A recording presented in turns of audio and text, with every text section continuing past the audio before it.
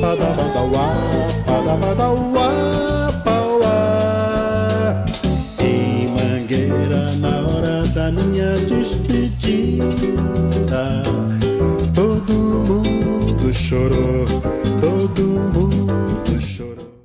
Neste 4 de março de 2021, completou-se 11 anos que Johnny Alves, o verdadeiro pai da bossa nova, o gênio da música brasileira, nos deixou.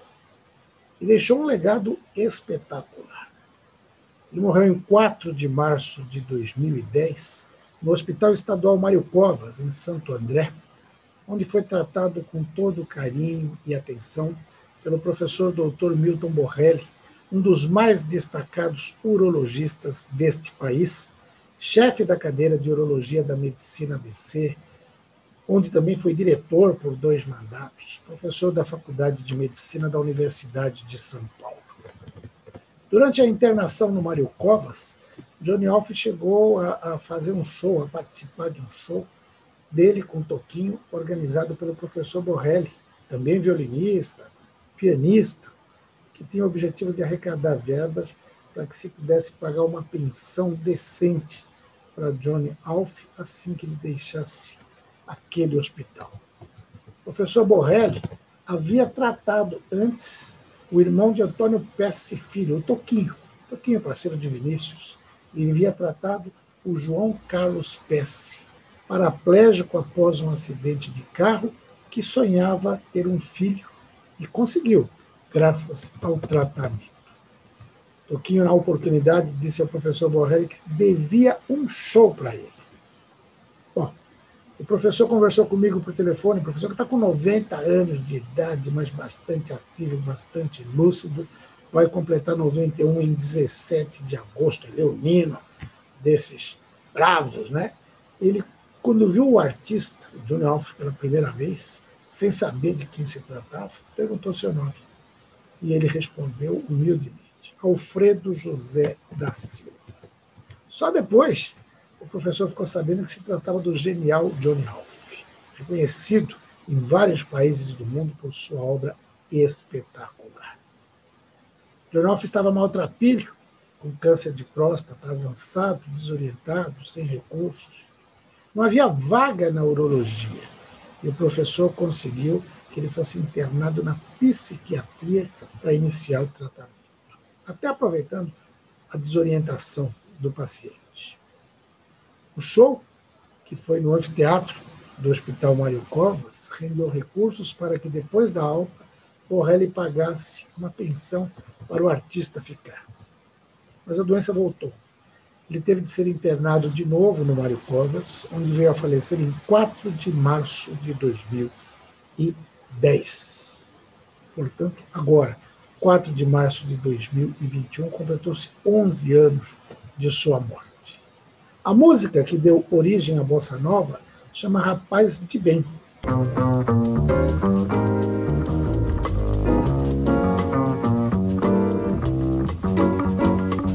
Você bem sabe, eu sou rapaz de bem. Minha onda é do vai e vem.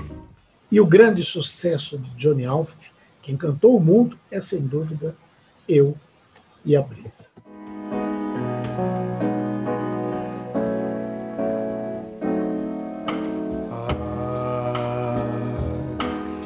Se a juventude que essa brisa canta ficasse aqui comigo mais um pouco, eu poderia esquecer a dor de ser tão só para ser um sonho.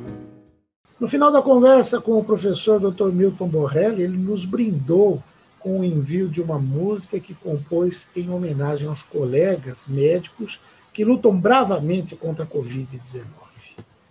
Essa reportagem foi possível também graças aos médicos Dr. Geraldo Repre Sobrinho, secretário de Saúde de São Bernardo do Campo, e que foi superintendente do Hospital Mário Covas à época em que Johnny Alves lá esteve internado, Dr. Vanderlei da Silva Paula, diretor do hospital, diretor clínico do Hospital Mário Covas, e que hoje está na linha de frente do hospital de campanha ali, combatendo a Covid-19, e o professor Dr. Marcos Tobias Machado. Vamos ouvir essa canção que o professor Borrelli compôs em homenagem aos médicos.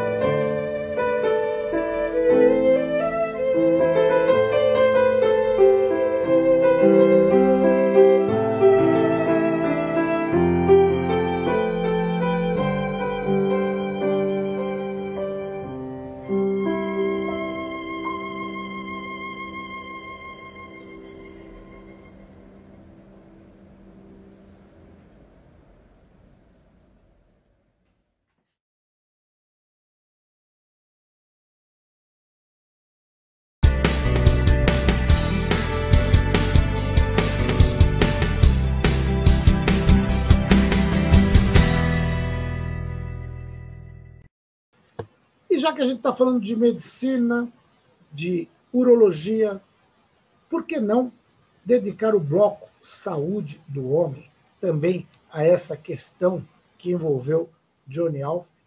É exatamente no período em que se lembra da sua morte há 11 anos. Conversei com o professor Dr. Marcos Tobias Machado, da Uroprocto, do Espaço Cerâmica em São Caetano do Sul, falando dessa ligação da urologia, do caso do câncer de próstata, do tratamento, da possibilidade de paraplégicos serem pais, apesar dos problemas decorrentes da paraplegia, e ele explicou para a gente. Vamos acompanhar. Professor, nessa época você já estava na faculdade, já acompanhava um pouco desse trabalho aí, não? Ah, sim, sem dúvida. Na verdade, o irmão do professor Borrelli foi meu chefe também na residência médica, Certo. né? E ele tratou o irmão do Toquinho na época que ele era chefe na ACD. E a ACD é uma das maiores experiências mundiais até, né, no tratamento, na reabilitação de pacientes com deficiência. Então, a gente passava na ACD, acompanhava os trabalhos, e ele contava sempre com muito orgulho essa história, que ele conseguiu... O problema do paraplégico é que ele perde a emissão do sêmen, né?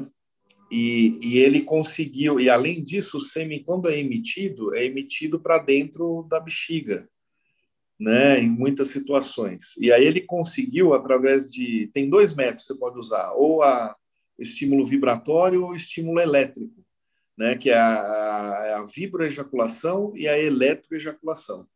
E ele conseguiu, através da vibroejaculação, coletar o sêmen do irmão do Toquinho, e aí, foi orientado que, através de uma seringa, se coletasse esse sêmen e se injetasse na vagina da parceira. Então, foi uma inseminação artificial bem simples, num método muito simples e que acabou gerando a gravidez da moça, da esposa. Então, foi um negócio fantástico. Essa história ele contava como um troféu, né? Que ele tinha conseguido fazer essa gestação no paraplégico, que era irmão de uma celebridade, de um indivíduo muito importante, que é o Toquinho, né? Um dos maiores artistas da MPB brasileira, né? Verdade. E ele estava me contando agora há pouco, estava conversando com ele por telefone, que quando o Johnny Alf chegou no Mário Covas, já totalmente com câncer de próstata bastante avançado, e ele nem sabia quem ele era, porque foi lá e perguntou o nome dele, ele falou Alfredo José dos Santos. Aí alguém virou para o professor Borrelli e disse: esse é o Johnny Alf. E ele, como músico também, violinista e tal, falou: nossa, sou fã desse cara. Mas percebeu que ele estava num estágio bastante avançado e bastante debilitado também, mal vestido, sem dinheiro, ele morava numa pensão lá na Lapa. O professor Borrelli não tinha vaga para interná-lo no Mário Covas e percebeu também que ele andava bastante perturbado e conseguiram um diagnóstico para interná-lo na psiquiatria e para fazer o trabalho da urologia. Essas mágicas que se faz num determinado momento, que conseguiu, pelo menos, dar um final de vida digno para ele, e mais do que isso, o Toquinho, muito grato por esse trabalho feito com o irmão, se comprometeu a fazer um show para arrecadar fundos até para trabalhos sociais. Esse show aconteceu no teatro do Hospital Mário Covas, com 200 pessoas só, mas com o professor Borrelli tocando, com o Johnny Alf tocando e com o Toquinho tocando. Quer dizer, é nesse ponto que dá essa simbiose da medicina e da arte que a gente tanto adora, né? E aí você conseguiu mostrar o link do porquê que estava falando de duas histórias, né? Verdade. E mais o professor Borrelli, que é um catalisador, um gênio, foi um indivíduo que trouxe para o Brasil o exame urodinâmico, que é esse exame que estuda o comportamento da bexiga, que é muito importante para pacientes com deficiência, com lesão medular. Ele trouxe para o Brasil a primeira máquina de litotripsia extracorpórea, que é aquela máquina que quebra com ondas de choque, que quebra a pedra externo, um tratamento não cirúrgico, mas muito eficiente para cálculos renais, né? Lá na antiga Amico, que é onde já não tem mais a urologia lá, né? Era aquela banheira, a primeira máquina o HM3, era o modelo que foi lançado e quebrava realmente. Manejei muito tempo essa máquina, quebrava pedras muito grandes numa sessão só. E o indivíduo ficava submerso numa banheira, porque a onda de choque tinha que passar pela água.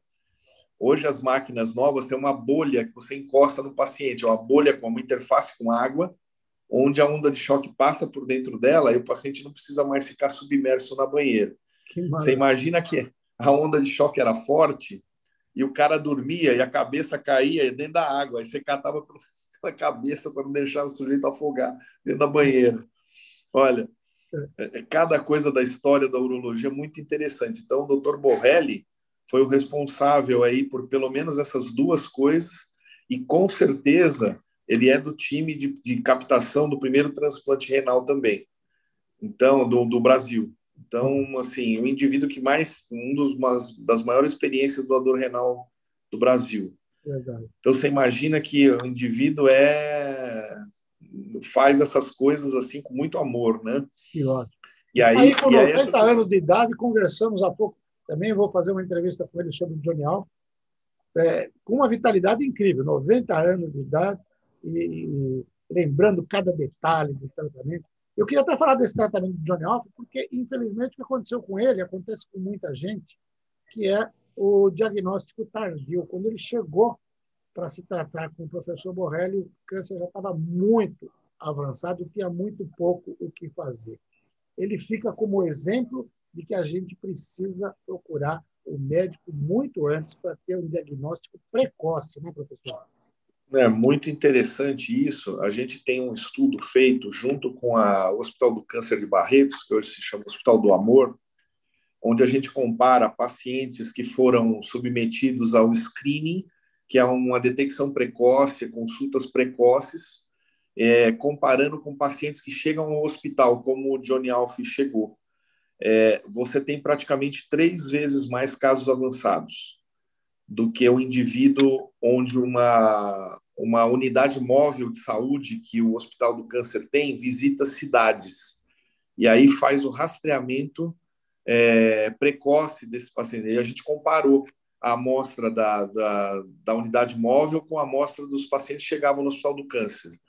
E aí a gente observa essa triste realidade de casos muito mais avançados, né? 3 vezes mais casos avançados na amostra dos pacientes que chegam no hospital. Então, a mensagem faça seus exames precoces, procure um urologista, ele vai te dar a orientação de que ano começa a fazer os exames, com que frequência, se é anual ou se pode esperar um pouco mais de tempo. A gente seleciona os casos, né? E um dos principais fatores, foi um outro estudo que nós publicamos com eles, que os indivíduos que têm baixa escolaridade ou analfabetismo eram indivíduos que tinham câncer muito mais grave. Óbvio, eles não procuravam médico. O que a gente quer traduzir com analfabetismo? É o indivíduo, nível máximo do indivíduo que não tem, que não ensinou, não aprendeu a escrever. Você imagina aprender a ter uma orientação de procurar um médico precocemente para fazer exames. Então, esse foi um fator independente de gravidade do câncer, né? Que a gente é um estudo publicado também apresentamos no Congresso Americano e publicamos esses estudos com screening em câncer de próstata, em parceria com o Hospital do Câncer de Barretos. Não. Professor, hoje a gente fica por aqui. Era mais para prestar essa homenagem mesmo a esse grande artista, Johnny Alves. Se tiver alguma coisa que queira acrescentar, fica à vontade. Eu acho que a mensagem é essa, né? Se cuidar mesmo. A gente repete ela várias vezes, né? E cuidar da saúde como um todo. Né? Você vê, o indivíduo já chegou com problema psiquiátrico, né? Com falta de atendimento médico, precisando de tratamento com remédio, ele tomou medicação, não cabia mais cirurgia no caso dele, né? Porque a doença já estava avançada para os ossos, etc. Então, para evitar e essa é uma doença letal quando é avançada, metastática, a gente consegue fazer sobreviver mais.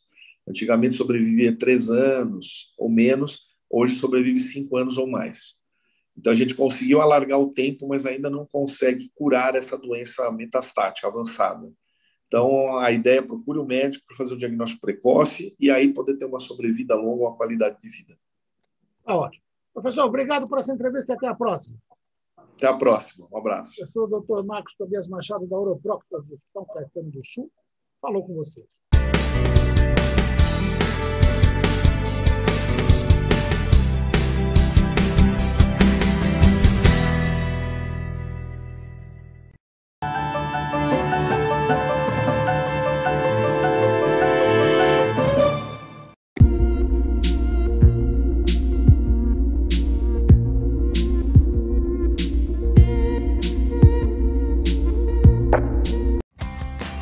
A construtora Patriani mais uma vez surpreende o mercado e apresenta 3 novos prédios no ABC. 3 excelentes opções nos melhores bairros de Santo André, a Vila Assunção e o bairro Jardim. Venha morar com muito mais conforto e qualidade de vida. Venha morar num Patriani. São apartamentos de 80, 95, 135 e 190 metros. Um deles combina com você. Fale com nossos especialistas e conheça essas novidades. Conheça a Patriani e descubra um novo prazer em morar.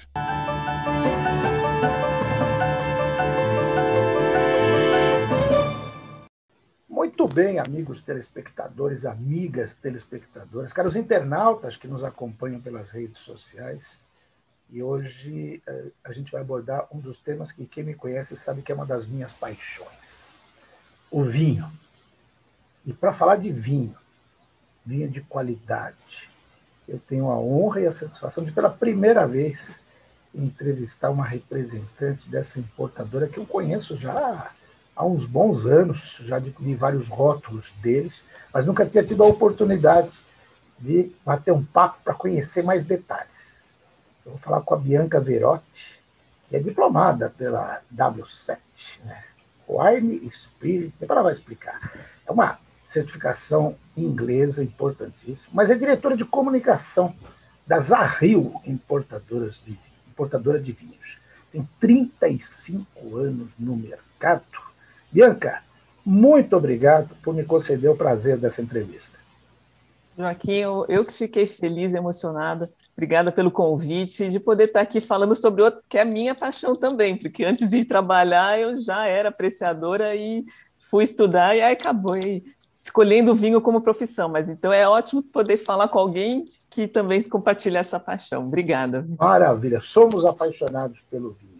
E com uma vantagem, né? Porque as mulheres, eu sempre falo isso, acho que elas têm uma sensibilidade ainda maior do que a gente para entender o mundo do vinho. Eu falo pela minha mulher, a Rosana, que entende muito mais de vinho do que eu e adora vinho também, é minha companheira de compartilhar estudos, de compartilhar degustações.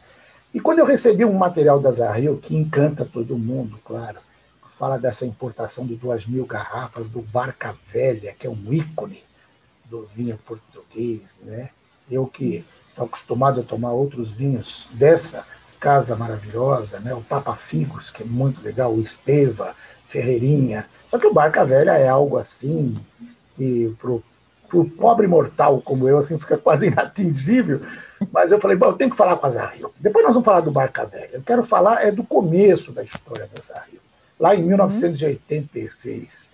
Conta aí, como é que esses dois irmãos, que têm o sobrenome Zarrio, né, resolveram ingressar nesse mundo. 86 era um tempo ainda que a gente tinha até uma dificuldade de conseguir bons rótulos nos restaurantes, custavam o olho da cara os poucos que chegavam aqui, né? A coisa só melhorou um pouquinho a partir de 90, 91, com a abertura dos aeroportos às nações amigas produtoras de vinho. Fala um pouquinho desse início da Zarrio, Bianca. É exatamente isso, Joaquim. Os dois irmãos, eles são, na verdade, libaneses de Beirute, e decidiram vir para o Brasil, que eles já tinham um tio que morava aqui no Brasil, e como todo libanês, eles têm a alma de negociante, né? Então, eles já vieram, e o primeiro deles foi o Antoine, que foi quem fundou a Zarrio propriamente dita, e ali em 86 ele começou com a parte de importação e negociação de produtos alimentícios, de enlatados, e tinha um pouco de vinho ali no meio. Aí, como você bem marcou aí, na década de 90 começou a ter abertura do mercado para vinhos, os consumidores começaram a ficar muito interessados e o Antoine percebeu essa tendência e aí convidou o Sérgio, que é o irmão dele, para fazer parte. Em 99 eles decidiram parar totalmente com a parte de alimentos e se dedicar ao vinho, 100%. Só que aí para isso eles queriam que fosse uma importadora diferenciada. E aí convidaram, então, o Jorge Luque, que é jornalista Genial, também. Grande, né? Jornalista, um dos maiores, se não o maior, entendedor de vinho desse país, né? Pois é, e aí então convidaram o Jorge para fazer a seleção dos vinhos, então para tanto buscar produtores e aí aprovar os vinhos. E com isso se estabeleceu um patamar de qualidade, né, que tendo a aprovação do Jorge, era aceito na Zarrio. Ao mesmo tempo, eles decidiram ficar com o portfólio aí um pouco mais enxuto do que perante as outras. Então, para quê? Para não ter um excesso de produtores em que a gente não pudesse dar uma atenção nem a eles e nem ao nosso cliente, né? Então, quando a gente fala em Douro, é a Casa Ferreirinha que a gente trabalha, né? Então, quando fala em Rioja, é La Rioja Alta, nós não temos outros produtores, ou pelo menos são os que a gente tem ali, são do grupo da Rioja Alta. Então, é esse cuidado que só foi evoluindo com o passar do tempo, né? Então, hoje a gente representa 11 países, tivemos durante um tempo aí o Uruguai, em que a gente está agora tentando retomar, mas sem dúvida a França é um país importante para a gente, Portugal cresceu muito nos últimos anos. Correto. Inclusive avançou muito, a importação de vinhos portugueses pelo Brasil cresceu, passou a Argentina, só fica atrás do mercado chileno, porque realmente é difícil competir. O Chile domina. Domina. Mas Portugal surpreende, e Portugal tem uma vantagem, além de ter vinhos maravilhosos, tem um preço, um custo-benefício que é muito interessante quando você bota na balança, né? Exato. E aí tem a proximidade da língua, né? Sim. O idioma também faz com que exista essa identidade e das pessoas viajarem para lá ou quando lerem o rótulo, por mais até tem uns nomes muito engraçados, né, nos vinhos portugueses. Os nomes são fantásticos. Eu acho ótimo. Mas então é um mercado que cresceu muito, um país que cresceu muito. Agora, a Zarrio não podia deixar de ter um vinho libanês. Sem dúvida. Então, nós temos o Chateau Kefraia, que é espetacular. Eu conheço. Realmente é um orgulho para a gente poder representar uma vinícola tão importante do Líbano como o Chateau Kefraia. O vinho é surpreendente, porque para quem não conhece vinho libanês, toma aquilo e pensa que é um Bordeaux, é um grande Rhône, porque é com essas uvas e realmente são feitos com ótima qualidade. E aí a gente vai para o Brasil, tem um pequeno produtor do Brasil também que a gente representa. Então é um portfólio muito gostoso. Qual é esse produtor aí? Pode falar. É a Dom Abel. Dom Abel. Dom Abel fica ali, é Serra Gaúcha, tá? Mas está quase na fronteira com o Uruguai.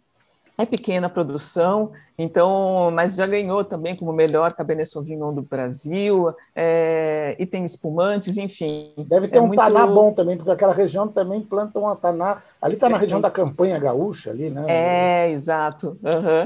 Então, e ele procura fazer um cultivo também mais cuidadoso, de não ter tanto agrotóxico, não usar tanta madeira. Então, é um produtor que a gente gosta bastante. Olha, esse eu preciso conhecer. Eu conheço alguns vinhos bons lá do Sul. Tive a oportunidade de entrevistar o primeiro professor de vitivinicultura da Universidade Federal do Rio Grande do Sul, que é o senhor Idalêncio Angeben. Ele tem também uma pequena produtora lá. Mas é um estudioso de vinho e tem vinhos maravilhosos. Agora, esse aqui, do Dom Abel, já vou botar na minha listinha aqui para eu poder conhecer. Agora, bom, você já falou de 11 países, né? A Azarril tem vinhos sofisticados, é claro, essa questão, mas também trabalha com vinhos do dia a dia que a gente pode degustar e aproveitar. Fala um pouquinho dessa diferença dos tops. Daqui a pouco a gente vai falar aí do Barca Velha, que aí é espetacular. Eu nunca tive a oportunidade de tomar, mas pela literatura, o vinho também é isso, a gente bebe lendo, né? Né? Tem essa oportunidade, pelo menos. Mas também tem vinhos fantásticos aí. Eu citei o Esteva, que vocês trabalham, né, com o Esteva. Isso. A gente, quando pensa em... Você tem que ter realmente uma seleção de portfólio que atenda uma gama aí de consumidores, com aquele patamar de qualidade mínimo, como eu falei no começo. Mas mesmo nesses vinhos que são um pouco mais corriqueiros ou mais econômicos, a gente consegue estabelecer um patamar mínimo aí de qualidade. Então, se a gente pensar, por exemplo, na Argentina, nós trabalhamos com a Bodega Ascalia, que é um vinho que está distribuído, inclusive, em supermercados, em empórios, é fácil de encontrar, tem um custo-benefício excelente. E aí, claro que Malbec é uma uva importante, mas como está na região de São Juan, que é um pouquinho mais para cima de Mendoza, a Syrah, ou a Shiraz, acaba sendo a principal uva ali. Então, é uma ótima oportunidade. Do Chile, nós trabalhamos com Chateau Los Boldos, que também tem uma gama que vai desde o mais econômico até vinhos aí um pouco mais requintados, ou pelo menos que tem um cuidado um pouquinho maior. E quando a gente pensa aí na Casa Ferreirinha, o Esteva é realmente o início dessa experiência, né? E que vale super a pena. Eu tomo os Esteva na minha casa, porque não tem... é aquela fruta vibrante, tem um bom frescor, acompanha super bem refeições aí que são leves, ou se você quer colocar uma carninha também. Então, o nosso portfólio a gente busca isso, né, de diversificar desde até uma oferta em supermercados, mas principalmente restaurantes. Legal. Então, como eu sei que você já frequentou ali alguns restaurantes onde ficava a nossa loja, né? Então, nós estamos presentes em aí 2.000, pelo menos em 2.000 restaurantes ao redor do Brasil. E até em restaurantes assim, de shoppings, esse Calha que você falou, por exemplo, nessas redes de shoppings. Sim, aí, Haskell, por exemplo. Outback. Atendemos exatamente Outback, inclusive o vinho da casa era feito por um produtor nosso, que é a bodega Salentine. Então, a gente teve um trabalho muito legal com o Outback. Aqui em São Paulo nós temos uma casa um açougue, né, que hoje é chamado de casa de carnes, que também trabalha com rótulos nossos. Então, a distribuição para restaurante foi onde tudo começou na Azarril, na verdade. E aí depois a gente foi expandindo aí para os outros canais. Me fala um pouquinho dessa importação aí do Barca Velha, que o lançamento vai ser em maio, é isso? Se eu não me engano? Exato. O Barca Velha, que está chegando no Brasil, finalmente, é a safra 2011. E aí, o que tem de especial no Barca Velha? Ele, primeiro de tudo, ele vem da região do Douro, né? O Douro é um vale lá em Portugal que fazia fornecimento de uvas para vinho do Porto, né? Então, até a década de 50, a produção ali de uvas era voltada para o vinho do Porto, mas tinha um enólogo lá, que no tempo era Ferreira, né? Portos Ferreira, que é o senhor Fernando Nicolau de Almeida, que queria fazer um vinho seco, né, um vinho que não fosse fortificado, com a mesma qualidade dos vinhos do Porto Vintage ou dos vinhos de Bordeaux, enfim. E aí começou um estudo de como fazer esse vinho, porque tinha um monte de empecilhos, a partir que o Douro não tinha nem eletricidade naquela época. E precisava fazer um controle de temperatura, precisava fazer um trabalho de manuseamento de taninos, enfim, de fermentação de uma forma diferente. Então, tudo isso foi um desafio que durou anos de pesquisa. E ali, em 1952, ele lançou o primeiro Barca Velha. Quer dizer, ele foi um marco, efetivamente, de mudança do tipo de vinho que se poderia fazer naquela região. E não só isso, como patamar elevadíssimo. Então, é um vinho que continua sendo feito em anos de qualidade excepcional, quer dizer, a safra tem que ter sido espetacular. Ele é acompanhado pelo enólogo ao longo de 8 anos, antes de ser declarado como Barca Velha. Então, quando ele é lançado no mercado, como 2011, quer dizer, a gente está com 10 anos desse vinho, ele já está pronto, né? Quer dizer, já há 10 anos. E aí nós tivemos, na verdade, um anúncio desse Barca Velha 2011, ali em 2019, quer dizer, tudo encaminhado para a gente receber essas garrafas em 2020, e aí chegou a pandemia.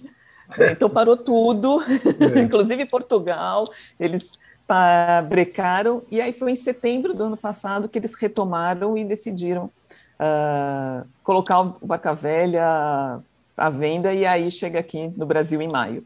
Ótimo. É óbvio que o custo da garrafa é para poucos, né? Porque é cerca de R$6.000 a garrafa, é isso?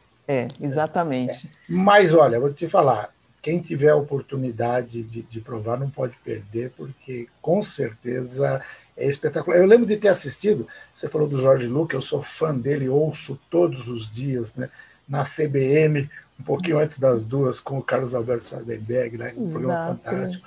E o Jorge Luque, eu participei do Vinhos de Portugal, ano passado, online. Tinha participado o ano anterior, onde eu fiz uma entrevista com ele, conversei com ele pessoalmente, mas no ano passado online, e ele entrevistou o pessoal da Ferreirinha, entrevistou várias outras pessoas, teve algumas lives fantásticas. Eu tive a oportunidade de adquirir um daqueles combos que eles fizeram num preço muito legal, foi muito bom, com a minha amiga Simone Duarte, que é a curadora do vinho. Ela é ótima, ela organiza fantástica. Aquele evento com perfeição. Assim. É verdade. Então, a gente conhece um pouco disso, então, e fica feliz de saber que a gente vai poder ter aí à disposição a partir de maio agora. A partir de maio. A Zahil é a importadora exclusiva, né, dos vinhos da Casa Ferreirinha, então a gente recebe uma alocação de poucas garrafas, então são isso. São 2.000, não são? São. Hoje a gente tem essa alocação, mas é isso, se acabou, você não tem mais oportunidade, porque é a safra especial. Tem pessoas que fazem, claro, coleção até de Barca Velha, tem as safras antigas, e aí conduzem degustações excepcionais, mas é um vinho de colecionador, e de quem quer ter essa experiência do que é tomar um grande vinho, né? Legal. Agora, Bianca, a gente está em março, que é o mês da mulher, e vocês têm, quando eu vejo lá no site de vocês, eu fico passeando ali, vendo as ofertas, vendo os produtos e tal.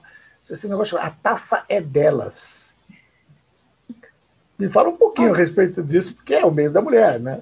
Exato. Nós montamos uma campanha em que a gente quis realmente mostrar o valor ou valorizar mais o universo feminino no vinho. E isso de várias formas, né? Nós primeiro procuramos nossas próprias produtoras, então convidamos elas para chegar e recomendarem algum vinho e explicarem, olha, esse vinho é especial para mim por tal motivo, e aí então elas fizeram pequenos vídeos e que a gente está divulgando aos poucos. E eu tive a oportunidade, né, no longo dos meus estudos, das minhas viagens, entrar em contato com algumas mulheres que eu acho excepcionais, que já não são produtoras, trabalham em outras áreas do vinho, educação, ou são jornalistas também, colecionadoras, enfim, e eu convidei 3 delas para, de uma maneira voluntária, enviarem algum tipo de recomendação ou algum tipo de conselho para incentivar mais mulheres a consumirem vinho, ou então as profissionais do nosso Brasil, né, que trabalham com vinho, mas que às vezes não se sentem ainda encorajadas a seguir essa carreira ou o estudo. Então, a gente nós intitulamos essa campanha de A Taça é Delas, que a taça pertence às mulheres, quer dizer, eu acho que você falou uma parte ali de sensibilidade, e a mulher tem essa sensibilidade de perceber as nuances que tem no vinho e de uma forma espetacular. Não entro no mérito se é melhor ou pior do que homem, acho que isso a gente tem que fazer em conjunto, né? Mas eu acho que a gente pode se dar essa oportunidade de criar algo que a gente também vai apreciar. Então, esse aqui é o intuito da campanha. Legal. E estamos nas redes sociais colocando esses documentos, né? E no nosso site, como você falou, enfim, para dar esse universo feminino para o vinho. Maravilha. E um outro aspecto, tem muita coisa para falar, é óbvio, a gente ficaria aqui 2 dias conversando e não esgotaria o assunto, mas que me chamou bastante atenção, me parece que foi no final do ano passado que vocês lançaram o clube de assinatura do vinho, que a Azarril não tinha, né? E que é uma coisa espetacular para quem conhece esse tipo de trabalho, só que a Azarril lança com um diferencial. Né? Me fala um pouquinho desse clube de assinatura, que quando eu vi, se eu não me engano, eu vi lá para novembro, dezembro, alguma coisa, eu já fiquei interessado. Aí eu falei assim, poxa vida, e que são valores até interessantes, você paga por mês, recebe 2, 3 garrafas. Conta um pouquinho como é que é esse clube de assinatura. Bom, o nome do nosso clube chama Wine House Club. Já começa por aí, o nome é lindo. Exatamente, quer dizer, a Casa do Vinho, o Clube da Casa do Vinho, né? E a ideia é que ele seja um clube mesmo, não é só uma assinatura de entrega de vinhos, quer dizer, que você participe como se você, quando a gente vai num clube, nós queremos socializar, nós queremos ter outros tipos de experiências, e o intuito do Wine House Club é dar experiências. Né? Então, e de você poder conhecer outras pessoas também que têm essa paixão. Hoje em dia, com a coisa da pandemia, está um pouco difícil da gente ter o convívio, mas nós estamos fazendo isso através das ondas digitais mesmo, que são oficinas em que a gente degusta vinhos, aborda temas, e muitos desses temas não são especificamente de vinhos, mas temas ao redor, como um dos grandes sucessos é vinho em astrologia, e que a gente faz esse tipo chama uma astróloga que vem e conversa conosco sobre esse tema, e aí a gente aborda o vinho dentro disso. A parte de gastronomia também, já tivemos oficinas com esse tema. Convidamos os nossos produtores para também participar dessas oficinas. Então, é esse tipo de experiência que a gente compartilha e que a gente espera que, quando pudermos estar juntos, a gente possa voltar a nos encontrar lá na nossa sede, né, que fica no Itaim Bibi. Então, é esse diferencial, nós sempre mandamos uma receita junto com os vinhos, tem um blog, enfim, é uma comunidade, né, em que é o nosso maior diferencial, né? Verdade. E eu vi, os valores são até bastante razoáveis, acho que 265, 400 e poucos reais, alguma coisa. São dois tipos de assinatura, né? Dois níveis, né? Um que você pode receber 2 vinhos e outro que você recebe 3 vinhos, sempre levando em conta que a intenção aqui é mostrar ou alguma particularidade daquele vinho, daquela região. Por exemplo, agora em abril nós vamos ter uma seleção só de Austrália. Então, vinhos australianos hoje no Brasil são poucos que tem. E se você dentro do clube, você vai ter essa oportunidade de receber de 2 a 3 vinhos e ter uma oficina falando sobre a Austrália. E ainda quando comprar um vinho da Azarril, tem desconto ainda por cento. Tem desconto. Isso é legal. Tem. Todo mundo que é nosso sócio tem um desconto permanente lá na Azarril. Nós temos parcerias com padaria, com restaurantes em que você pode ir ou recebe um desconto, ou a taxa de rolha, cortesia, enfim, tem uma série aí de benefícios. Você recebe um kit quando entra no clube, como saca-rolha, vários acessórios. Então, é realmente uma oportunidade aí em que o valor se agrega, cresce muito, né? Legal. Quando a gente tem tudo isso embutido. Verdade. Bianca, como eu disse, eu ficaria aqui mais um tempão, mas infelizmente o tempo de televisão é implacável. Se você tiver algo que você queira acrescentar, que eu não falei, que eu não comentei, fica à vontade. Só queria agradecer novamente, lembrar que a Zahil, estamos sediados em São Paulo, mas nós estamos presentes em outros lugares também, nós temos um showroom em Campinas, temos no Nordeste, no Recife, o site está presente atendendo o Brasil inteiro, mas temos também nossos distribuidores exclusivos aí nas principais capitais. Então, se eu puder convidar vocês a entrarem no Instagram da Zahil, que é Zahil Vinhos, ou no nosso site, tem todas essas informações, e eu também vou ficar muito prazer de encontrar vocês por lá, e você também, viu, Joaquim? Espero que a gente possa presencialmente da próxima vez. Com certeza a gente vai fazer. Parabéns pelo trabalho aí na Zahil, parabéns para os irmãos aí, nossos libaneses aí. Tenho vários amigos libaneses também que curtem vinho, então com certeza eles vão ficar ainda mais entusiasmados com isso. Muito obrigado, parabéns e até uma próxima entrevista. Obrigada, até a próxima, Joaquim. Bianca Verratti, diretora de comunicação da Zahil, diplomada pela... Como é que é? Fala o nome, é Wine Spirit Education Trust, é isso? Exatamente. Acertei. Parabéns. Até a próxima, valeu.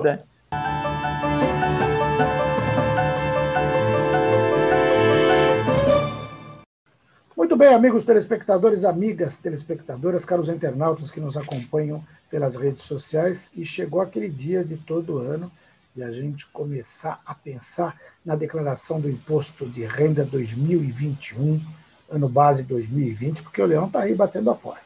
E para falar das novidades deste ano, eu tenho a honra e a satisfação de conversar com o meu contador, Zoilo de Souza Assis Júnior, da Atlanta Contábil. Júnior, muito obrigado por atender ao pedido dessa entrevista.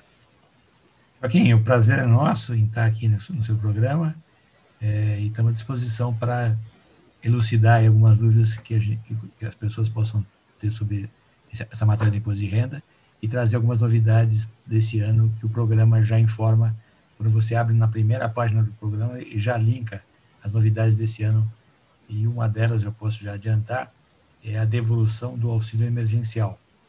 Pois isso aí que é estranho. Quem não está acostumado com isso aí, fala assim, mas poxa, se a pessoa recebeu o auxílio emergencial é porque não tinha condições de sobreviver nesse período. Agora vai ter que devolver esse dinheiro. Por que as pessoas estão tendo que devolver isso aí?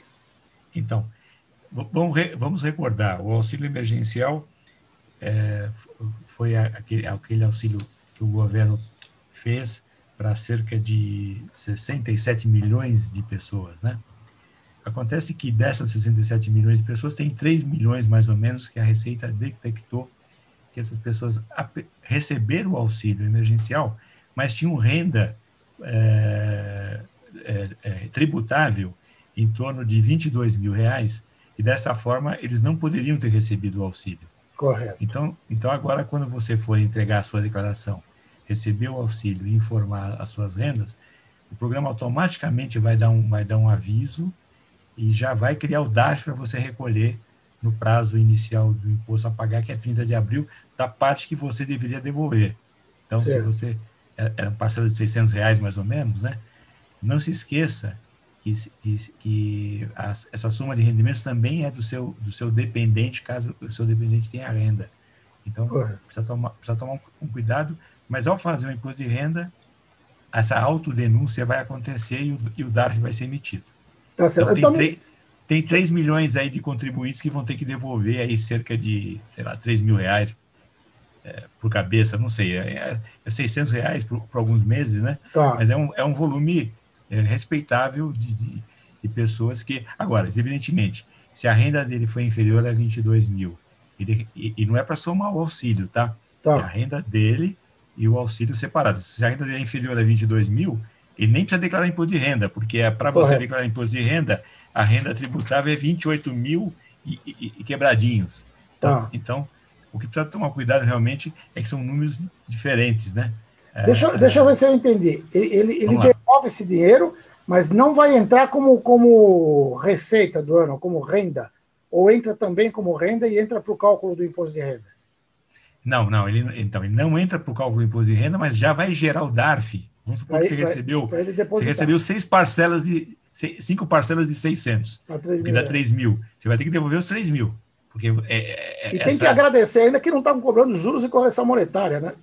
Perfeito, perfeito. Agora, é uma oportunidade para ele fechar as contas com o sistema agora, porque se ele deixar mais para frente e cair em malha, aí tem outras penalidades, né? Concorda?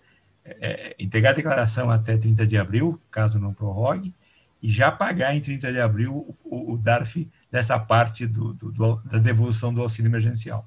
Correto. Além dessa, tem alguma outra novidade que vai mexer com as pessoas aí? Então, tem aquelas criptomoedas, né, Joaquim? Pessoal, a gente ouve muito falar em Bitcoin, essa coisa toda, a evolução do Bitcoin, a variação que está dando, e o governo, você antes fazia essa informação na parte de bens numa informação em outros, e o governo criou 3 novas informações, códigos de informações, código 81, 82 e 89. E o código 81 é justamente o Bitcoin, que é o mais conhecido, mas existem outras criptomoedas que têm que ser informadas ou no código 82 ou no código 89 na parte de bens. Essa também foi uma que eu fiz, quer saber o que acontece com essa informação, né? Legal. O prazo para entrega, que no... Você ia falar de outra coisa interessante? Podemos falar do prazo de entrega. Vamos falar do prazo, porque no ano passado também era 30 de abril, como está fixado esse ano, mas no ano passado nós tivemos uma prorrogação até junho, em função da pandemia, dificuldade das pessoas e tal. Você acredita que esse ano também teremos prorrogação? Já há algum pedido nesse sentido? Então, notícia fresca, né? Nós estamos entrando agora numa nova fase vermelha a partir de sábado, né? Isso. E se estende até o dia 19. E no mês de março existem várias obrigações que os escritórios contábeis devem fazer, de entrega de obrigações, que as entidades contábeis vão pedir a prorrogação dessas obrigações. Eu acredito que no bojo de tudo isso, e com base naquilo que aconteceu no ano passado, pode acontecer essa prorrogação. E já existe, se não me falha a memória, um pedido na Câmara de um deputado, na Câmara Federal, para prorrogar até 31 de julho. Certo. Mas é um projeto que está na Câmara, que deve ter dado entrada recentemente, até em função dessa nova situação crítica que está a pandemia, e vamos torcer para que isso aconteça. Mas, de qualquer forma, dá para começar a trabalhar com essa informação, fazer o simpósio com calma, pegar as informações, tá certo?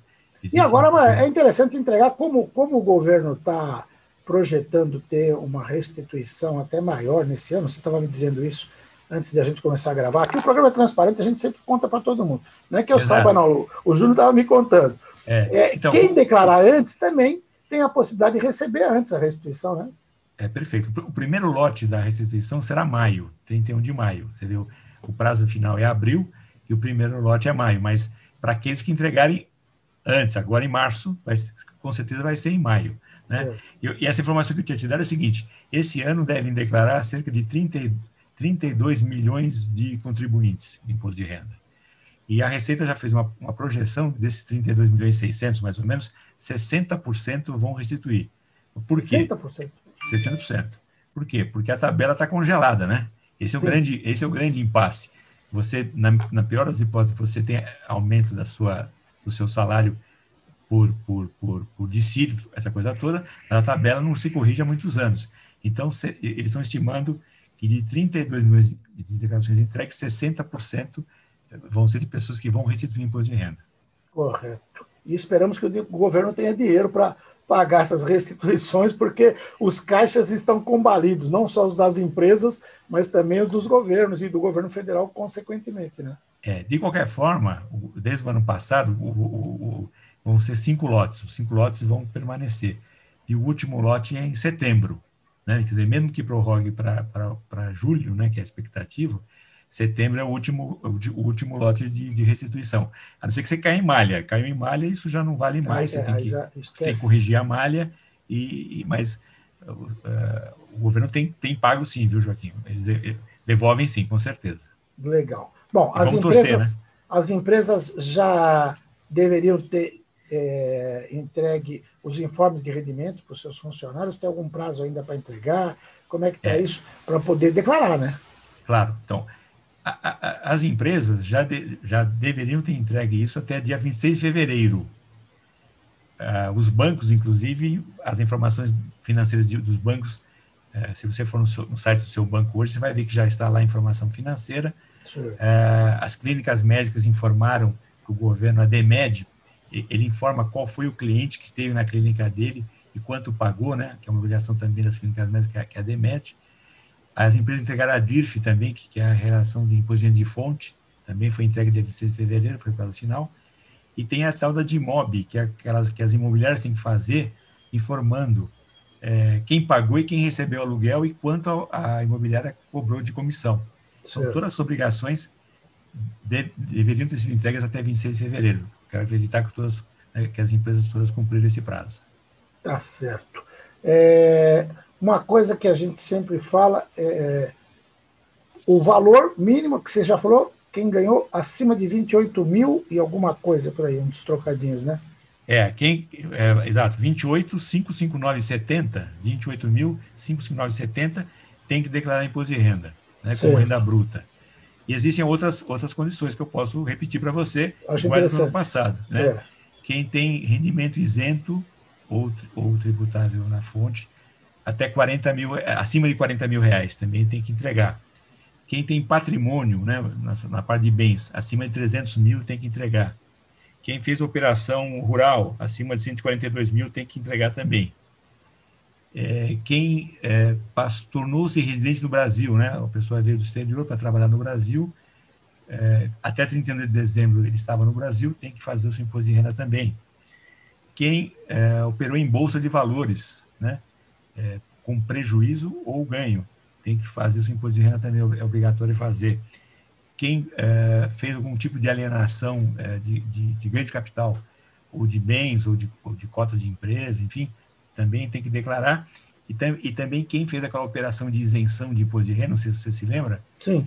Eu tenho um imóvel residencial, vendi esse imóvel residencial para comprar um outro imóvel. Desde que eu coloque toda essa renda no prazo de 180 dias, eu não preciso pagar imposto de renda. Mas isso também me obriga a fazer a declaração de imposto de renda também, tá certo? Então, pode ser que eu tenha um patrimônio menor de 300 mil, mas eu tenho que fazer essa informação em razão. Qualquer uma dessas situações, não precisa ser duas situações, não. Basta uma, você precisa fazer a entrega do imposto de renda. Não é à toa, são 32 milhões de declarações para serem entregues esse ano. Verdade. Você me falou essa questão do aluguel e me deixou com uma dúvida aqui que eu pensei. Normalmente, as imobiliárias, você falou que é o DIMOB, né? DIMOB, isso. Que as imobiliárias fornecem para o governo, olha, fulano recebeu aluguel, fulano pagou aluguel e tal. No caso, a gente conhece muita gente, por exemplo, que faz o aluguel direto. O proprietário para o inquilino, ou aluga um cômodo lá no fundo da casa, uma casinha no quintal. Esse aí não passa por esse sistema, mas ele tem que declarar que recebeu esse aluguel? Como é que é isso? Tem. Mesmo que seja informal. Informal é difícil para o governo pegar, né? Mas... Exato. Então, como nós somos pragmáticos, né, Joaquim? Então, se ele só tem essa renda de aluguel e essa renda não ultrapassou 28 mil no ano, ele não precisa informar. Né? Evidentemente, é aquela velha história. Ele precisa ver se ele também... Qual é a situação dele? Se o patrimônio dele é abaixo de 300 mil, se não tem outra... Quer dizer, né, mas se isso acrescentar na renda dele, ele precisaria declarar, mesmo que não tenha um contrato formal de aluguel, ou tendo um contrato formal de aluguel. Ele tem que declarar assim. Mesmo, e tem uma coisa interessante, tem aquele carnê-leão, né? Certo. Se esse rendimento ele é acima, mais ou menos, o número exato não vou lembrar, mas vamos supor que seja acima de R$2.000 por mês, ele já tem que ter recolhido o carnê-leão mensal, né? E é um recolhimento feito no ano anterior, mês a mês, né? Então, ele já fez uma autodenúncia ao fazer o carnê-leão, entendeu? Legal.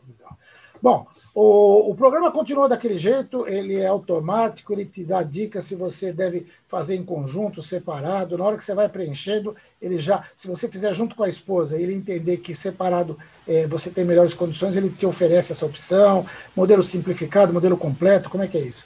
Então, automaticamente ele te oferece a situação do modelo completo simplificado. Você vai lançando as informações, na tela esquerda vai aparecer as duas opções de imposto lá automaticamente.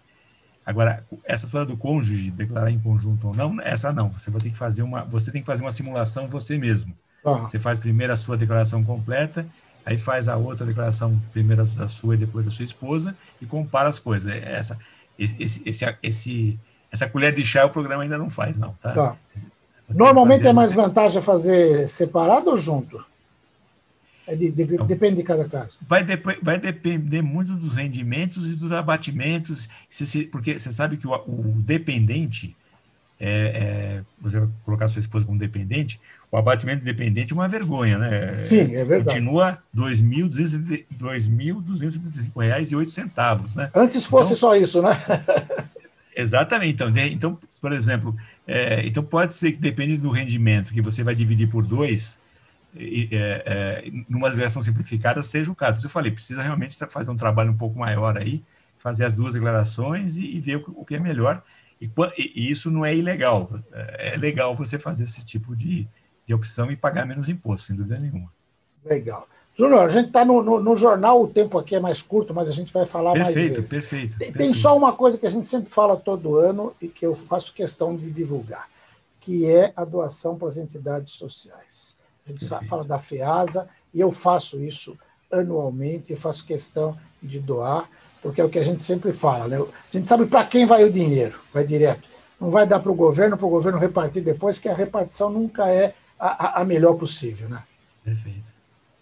E aí, como é que é isso? Vamos relembrar também.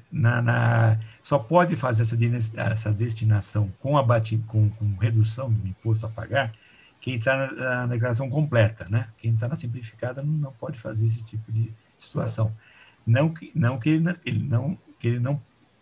não possa fazer a contribuição, ele só não pode abater o imposto, né? Acho que fazer a contribuição para o Fundo da Criança e Adolescente, acho que é muito bacana, né? Você espontaneamente fazer a doação.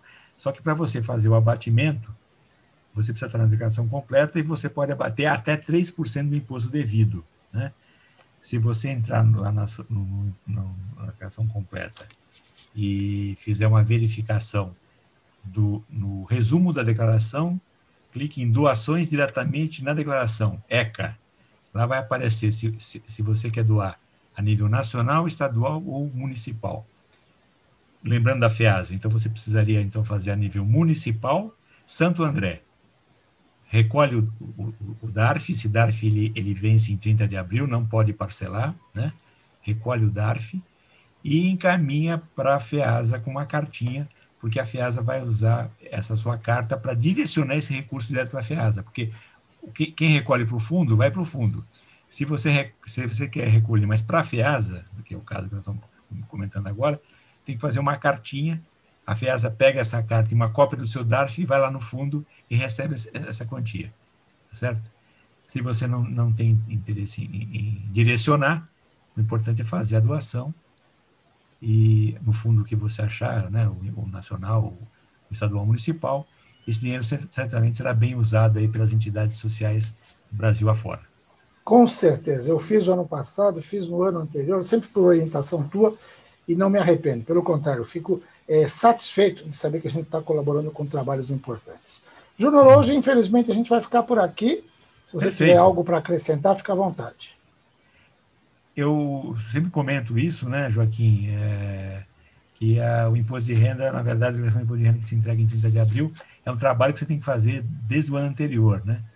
Na guarda dos documentos, na verificação, quando você faz uma venda de um patrimônio que tem um ganho de capital que vence no mês seguinte, quando você apura ganho de bolsa, que o recolhimento é no mês seguinte, quando você, por exemplo, é um prestador de serviço médico que recebe os seus pacientes, tem que fazer o Carnê-Leão, né?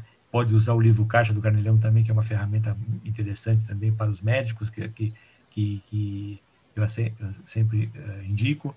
E é isso aí, esse planejamento é salutar e, caso tenha alguma dúvida, sempre procurar um contador, porque essa é a nossa missão aí para os meses de março e abril, é atender os contribuintes para a melhor forma de fazer o imposto de renda das pessoas.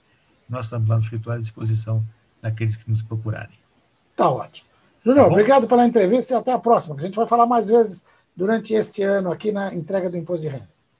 Combinado. Um grande abraço para você, Joaquim. Tudo de bom. Beleza. Zoilo de Souza Assis Júnior, da Planta Contábil de Santo André, falou com vocês.